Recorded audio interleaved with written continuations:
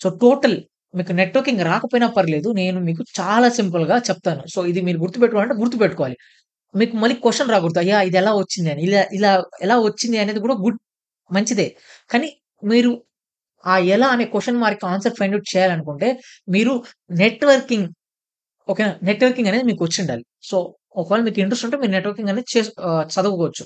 యూట్యూబ్‌లో మనకి చాలా వీడియోస్ ఉన్నాయి. CCNA related. మీరు సీసీఎన్ఏ ఒక దాని గురించి మీకు తెలుసుకుంటే చాలు. సీసీఎన్ఏలో మనకు మొత్తం ఓఎస్ఐ లేయర్ నుంచి routing, switching, spanning tree protocol, routing protocol, EIGRP, OSPF, BGP ఇవన్నీ ప్రోటోకాల్స్ మనం సీసీఎన్ఏలో మొత్తం కవర్ చేస్తాం.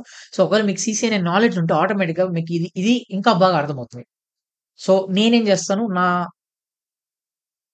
నేను చాలా మాక్సిమం సింపుల్‌గా అందరికి అర్థమయ్యే విధానంలో నేను కాలిక్యులేట్‌ని అయితే ఎక్స్‌ప్లెయిన్ అయితే చేస్తాను ఫ్రెండ్స్.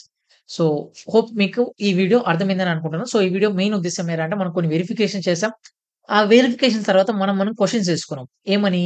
పాడ్‌కి ఐపీ అనేది ఎలా వచ్చింది?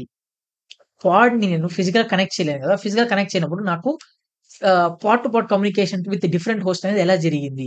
So, using SDN. ఎస్‌డిఎన్ అంటే ఏంటి? Software defined network. ఏదైతే నేను ఫిజికల్ నెట్వర్కింగ్ చేస్తున్నానో దాన్నే మనం ఒక సాఫ్ట్‌వేర్‌గా బిల్డ్ చేసాం. దాన్ని నేనేమంటానంటే సాఫ్ట్‌వేర్ డిఫైన్డ్ డినైడ్ కాదు defined. Software defined network. Software defined network. So, software డిఫైన్డ్‌లో వన్ ఆఫ్ ద పార్ట్ వచ్చేసి CNI which we use for Kubernetes. So, ఈ సీఎన్ఐలో మనకి చాలా ఉన్నాయి. సో, దానిలో మనం మెయిన్‌గా యూజ్ చేసేది కాలికో. కాలికో అనే ఒక